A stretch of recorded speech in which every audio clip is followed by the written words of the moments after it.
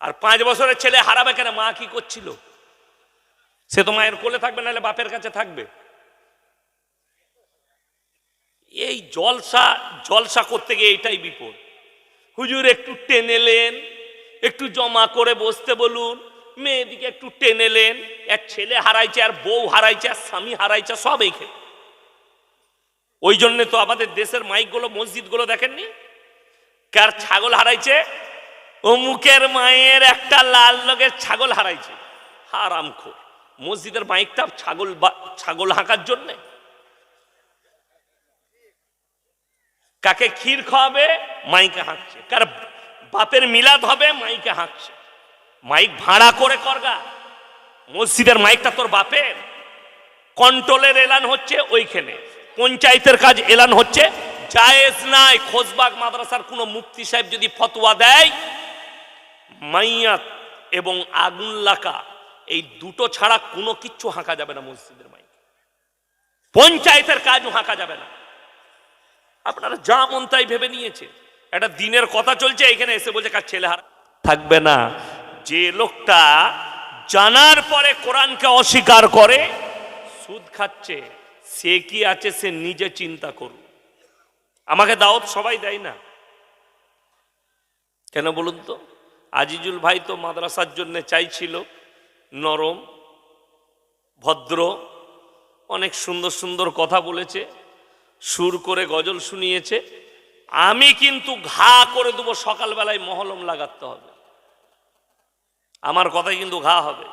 এই একটা কথা বললাম সুদের, সকালবেলায় চায়ের দোকানগুলোই সুদখোর মাল কটা আমাকে গাল দিবে। ও বাজে হুজুর, ওকে দাওয়াত দেওয়া চলবে না। কারা গাল দিবে? সুদখোর মাল কটা। তো তোমরা গালি দিলে, আচ্ছা কোন সুদখোর যদি ইয়াসিন সাহেবকে গাল দেয়, সুদ হালাল হবে?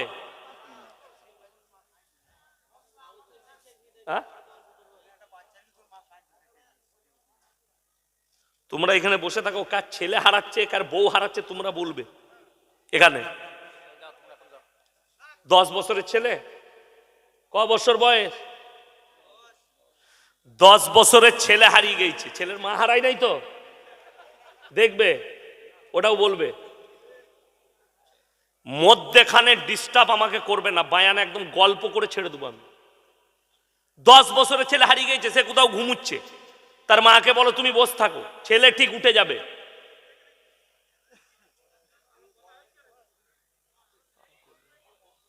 দশ বছরের ছেলে হারায়, সে কোথাও বসে আছে, নাহলে কোথাও ঘুমোচ্ছে, ও জলসা শেষ হলে ঠিক ঘর পৌঁছে যাবে। আর 5 বছরের ছেলে হারাবে কেন? মা কি করছিল? সে তো মায়ের কোলে থাকবে, নাহলে বাপের কাছে থাকবে। এই জলসা করতে গিয়ে এইটাই বিপদ। হুজুর একটু টেনেলেন, একটু জমা করে বসতে বলুন, মেয়েদিকে একটু টেনেলেন, এক ছেলে হারাইছে, আর বউ হারাইছে, আর স্বামী হারাইছে, সব এইখানে। ওই জন্য তো আমাদের দেশের মাইকগুলো, মসজিদগুলো দেখেননি, কার ছাগল হারাইছে, অমুকের মায়ের একটা লাল রঙের ছাগল হারাইছে। হারামখোর। মসজিদের মাইকটা ছাগল হাঁকার জন্যে। কাকে ক্ষীর খাওয়াবে, মাইকে হাঁকছে। কার বাপের মিলাদ হবে, মাইকে হাঁকছে। মাইক ভাড়া করে করগা। মসজিদের মাইকটা তোর বাপের।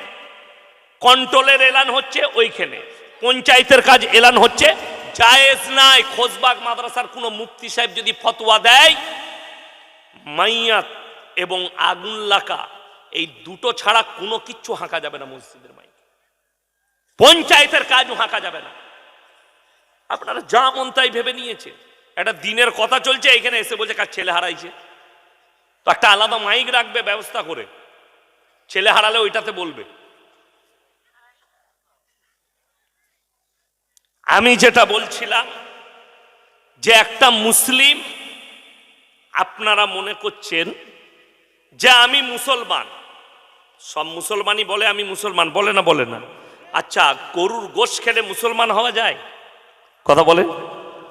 যদি কারুর মনে মনে হয় আমি মুসলমান বাড়িতে জন্মগ্রহণ করেছি, অর্থাৎ আমি গরুর মাংস খাই, অর্থাৎ আমি মুসলমান, এই গরুর মাংস খেলে যদি মুসলমান হওয়া যায়, তাহলে শুনেলেন অনেক অমুসলিম ভাই গরুর মাংস খায় না? খায় না?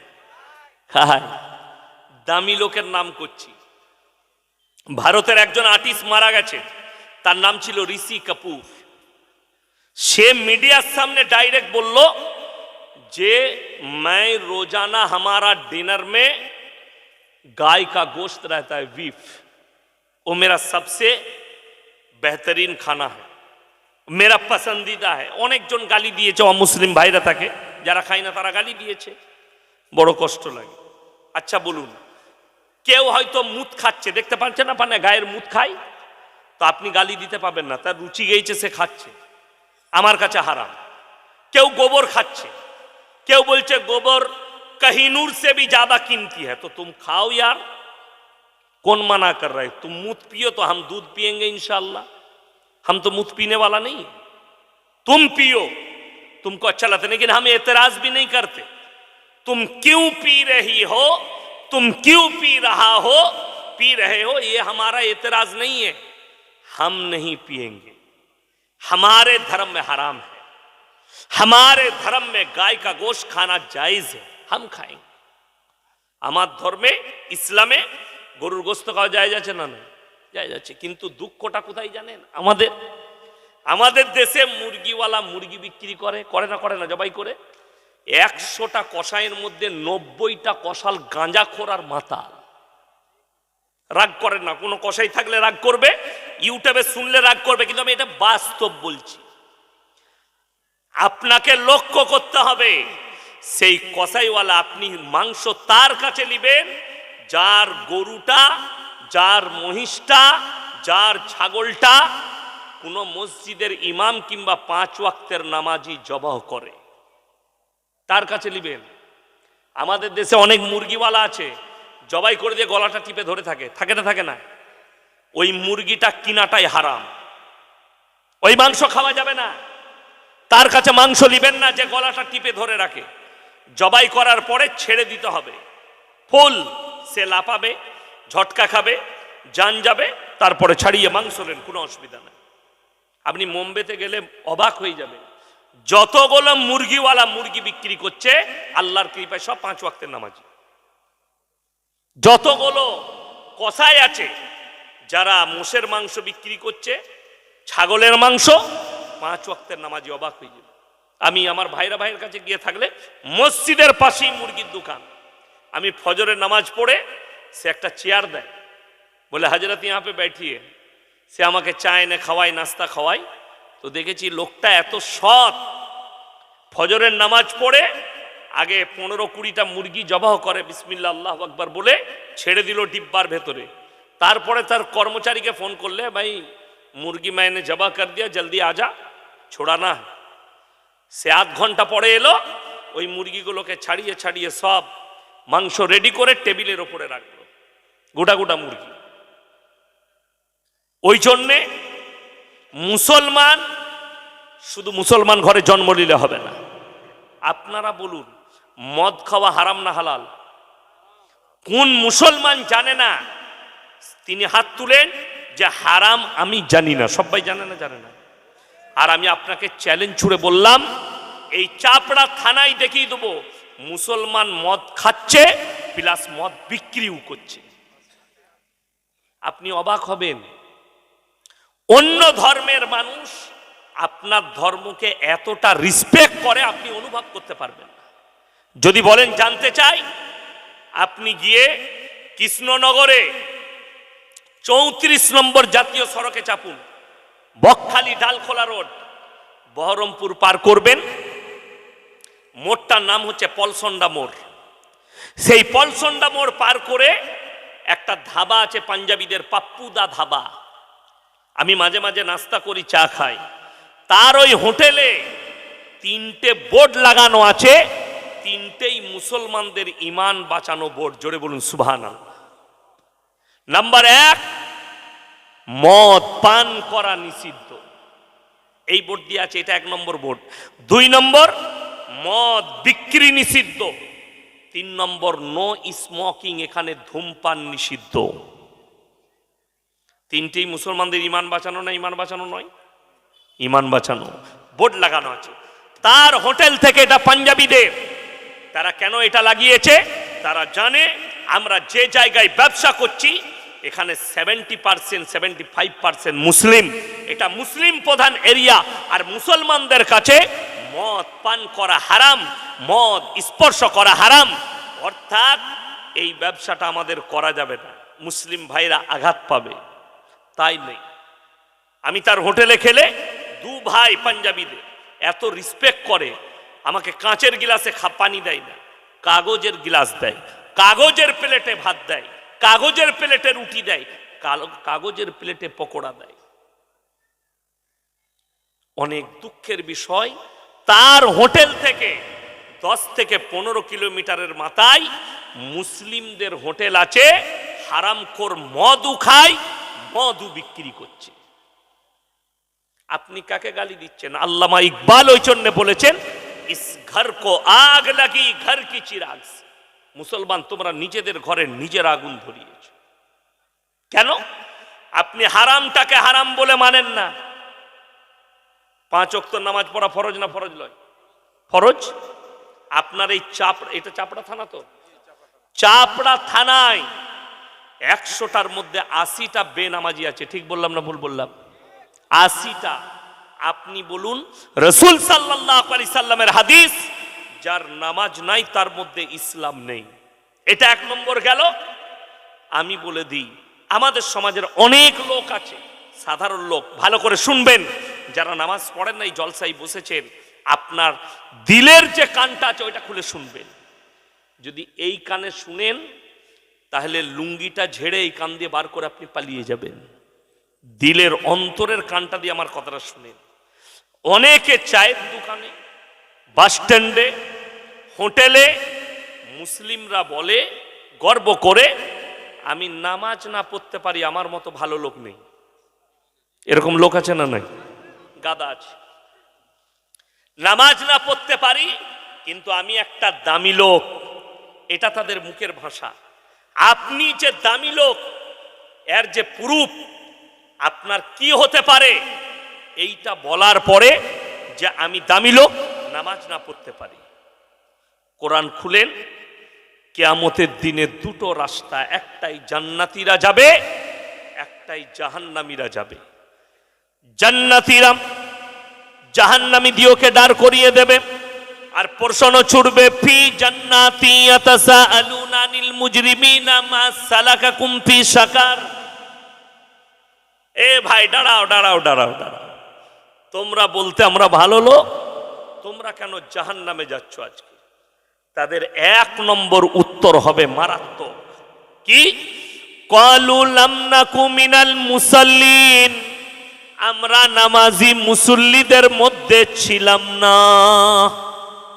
এটা নাম্বার 1, আমরা নামাজিদের মধ্যে ছিলাম না।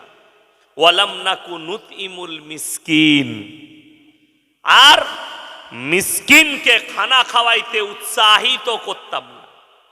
আজকের যে জলসা, আজিজুল ভাই টাকা চেয়েছে, শুধু আপনি পকেট থেকে টাকা দিলেন তা নয়, আপনার বন্ধু আপনার সাথে এসছে, বে পকেটে টাকা আছে, 100 টাকা দে, নেকি পাবেন। জোরে বলুন সুবহানাল্লাহ। এই উৎসাহ দেওয়াটা, এইটা আমরা খানা খাওয়াইতাম না, এবং কেউ কি খাওয়াবার জন্য এতিম আর মিসকিনকে উৎসাহিত করতাম না। তাই আল্লাহ আমাদিকে জাহান্নামে পাঠিয়েছে। তার থেকেও ডেঞ্জার। এরপর চলুন, ডেঞ্জার জোন কোনটা এই আয়াতে? ওয়ালাম নাকু নুতইমুল মিসকিন ওয়া কুন্না নাখুদু মাআল খাইদিন। এটা সবথেকে ডেঞ্জার জোন। আপনাদেরকে বলে দিই, মায়েরা বোনেরা যারা আছে, আমাদের যুবতীদের একটা রোগ বেরিয়েছে, রহিম।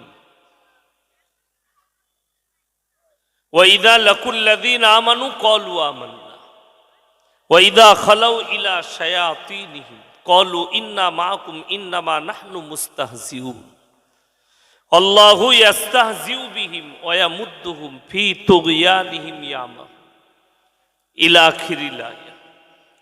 খায়রুকুম মান তাআল্লামাল কুরআন আল্লামাহু কামা ক্বালা আলাইহিস সালাতু ওয়াত তাসলিম। মাননীয় শ্রদ্ধেয় জ্ঞানী গুণী মানি সম্মানী আজকের এই জলসার মাননীয় সভাপতি মহাশয়, শ্রদ্ধের উলামা একরাম, হুফাজ একরাম, স্নেহের তালাবায়ে আজিজ, আর আমার জ্ঞানীগুণী মানি সম্মানী মাননীয় শ্রোতা মণ্ডলী, পর্দার অন্তরালে পর্দা নসিব মায়েরা এবং বোনেরা, আল্লাহর বড় দয়া, কৃপা, ভালোবাসা আমাদের প্রতি, গোটা বিশ্বের প্রতি। সবাই আল্লাহর শুকর আদায় করে হৃদয় থেকে বলি আলহামদুলিল্লাহ। তারপরে পরে বিশ্ব নবী জানাবে মুহাম্মাদুর রাসূল আল্লাহ, সকলে বলুন সাল্লাল্লাহু আলাইহি ওয়াসাল্লাম। তিনার প্রতি শতকোটি দরুদ বর্ষিত হোক, বলুন আমিন সুম্মা আমিন। সবাই একবার দরুদে ইব্রাহিম পাঠ করি। আল্লাহুম্মা সাল্লি আলা মুহাম্মাদিন ওয়া আলা আলি মুহাম্মদ কামা সাল্লাইতা আলা ইব্রাহিমা ওয়া আলা আলি ইব্রাহিম ইন্নাকা হামিদুম মাজিদ। আল্লাহুম্মা বারিক আলা মুহাম্মাদিন ওয়া আলা আলি মুহাম্মদ কামা বারাকতা আলা ইব্রাহিমা ওয়া আলা আলি ইব্রাহিম ইন্নাকা হামিদুম মাজিদ। গুটি কয়েক কথা আলোচনা করব, আমরা সকলে আমল করব, বলুন ইনশাআল্লাহ। সর্বপ্রথম আপনাদের শুকর আদায় করছি, এই মাদ্রাসার জলসার আপনারা সাথ দিয়েছেন, ঠান্ডাকে উপেক্ষা করে এখনো বসে আছেন। আশা করি জলসার শেষ অবধি আপনারা সাথ দিবেন, সকলে বলুন ইনশাআল্লাহ। দেখুন, পৃথিবীর বুকে যতগুলো আসমানি কিতাব এবং দুনিয়ার যত কিতাব আছে, কোন মুহাদ্দিস লেখুক, কোন মুফাসসির লেখুক, কোন মুফতি লেখুক, কোন বড় আলেম কিতাব লেখুক, ভারতে শুধু নয়, এশিয়া মহাদেশের যিনি সব থেকে বেশি কিতাব লিখেছেন তিনি হচ্ছেন মওলানা আলী মিয়া নদভী সাহেব রহমতুল্লাহ আলাইহি। 4000-এর বেশি কিতাব লিখেছেন, যিনি নাদওয়াতুল উলামা লখনৌ প্রতিষ্ঠিতা করেছেন। তিনার কিতাব মক্কা মদিনার ইউনিভার্সিটির সিলেবাসে পড়ানো হয়, এত দামি দামি কিতাব লিখেছে। এই রকম হাজারো বড় বড় উলামায়ে দ্বীন কিতাব লিখেছেন। এটা একদিকে মনীষী, পৃথিবীতে যতগুলো মনীষী এসছেন তারা অনেক কিতাব লিখেছেন। কবিগুরু রবীন্দ্রনাথ ঠাকুর, ঈশ্বরচন্দ্র বিদ্যাসাগর, বঙ্কিমচন্দ্র চট্টোপাধ্যায়, শরৎচন্দ্র চট্টোপাধ্যায়। কিন্তু মারাত্মক কথা যেটা, এখানে কেউ কারুর কিতাবে, নিজের কিতাবে কেউ লিখতে পারেনি যে আমার লেখার মধ্যে কোনো ভুল নেই। এরকম একটা মৌলবীর কিতাব নিয়ে আসুন, একটা এরকম কোন মুহাদ্দিসের লেখা কিতাব নিয়ে আসুন, এরকম একটা কোন সাহিত্যিকের, কোন মনীষীর কিতাব নিয়ে আসুন যিনি লিখেছেন আর বলেছেন আমার কিতাবে কোনো ভুল নাই। এরকম বই আছে আপনাদের জানা? বইয়ের হেডিংয়ে লিখেছে কেউ যে আমার বইয়ে কোনো সন্দেহ ভুল নেই? আল্লাহর কসম, আল্লাহ কোরআন মাজিদ পাঠিয়েছেন পৃথিবীর বুকে। আল্লাহ রাব্বুল আলামিন সূরা বাকারায় বলেছেন জালিকাল কিতাবু লা রাইবা ফি, আমার এই কোরআনে বিন্দু মাত্র সন্দেহের কোনো অবকাশ নাই। জোরে বলুন সুবহানাল্লাহ। বাকি পৃথিবীর কেউ বলতে পারেনি, কোন ধর্মগ্রন্থে লেখা নেই যে নির্ভুল নির্ভেজাল, কিন্তু কোরআনে আছে এর মধ্যে বিন্দু মাত্র সন্দেহ নেই। কোন মুসলমান যদি সন্দেহ করে সে আর মুসলমান থাকবে? থাকবে না। এই কোরআনের উপরে সন্দেহ আনা যাবে না। আচ্ছা, আপনারা হাত তুলে বলুন সবাই কোরআনকে বিশ্বাস করি ইনশাআল্লাহ? ইনশাআল্লাহ। কোরআন দামি কিতাব, হাত তুলে বললেন কোরআনকে বিশ্বাস করি। আচ্ছা, কোরআনের আল্লাহর হুকুমের যদি কেউ অস্বীকার করে সে আর মুসলমান থাকবে? থাকবে না। আপনাদের মুখে বলে দিই, কোরআনে আছে স্পষ্ট ভাষায় ওয়াহাল্লাল্লাহুল বাইয়া ওয়া হাররামার রিবা, সুদ তোমাদের জন্য হারাম, ব্যবসা হালাল। তাইলে আশা করি আপনার এই বেদবেড়িয়া এলাকায় গ্রামে কোনো সুদখোর নাই। কথাটা বুঝতে পারছেন? পাননি? কথা বলেন এরপর মুখ বন্ধ করতে পেরেছি আপনার? আর কথা বলবে না। সুদখোর আছে না নাই? আছে। এরপর শুনেলেন রসুল সাল্লাল্লাহু আলাইহি সাল্লামের হাদিস, 1 টাকা যদি কেউ সুদ খায় নিজের মায়ের সঙ্গে 36 বার জিনা করার সমান পাপ হবে, নিম্ন পাপ এটা। এরপর ভেবে দেখুন, কেউ যদি এইগুলো জানার পরে, কোরআনে হারাম বলা হয়েছে জানার পরে, কোন মুসলমান যদি সুদ খায় সে আল্লাহর সঙ্গে যুদ্ধ ঘোষণা করলো না করলো না? সে রসুলের সাথে যুদ্ধ ঘোষণা করলো না করলো না? করলো। আপনারা নিজের মুখে বললেন কোরআনকে অস্বীকার করলে সে মুসলমান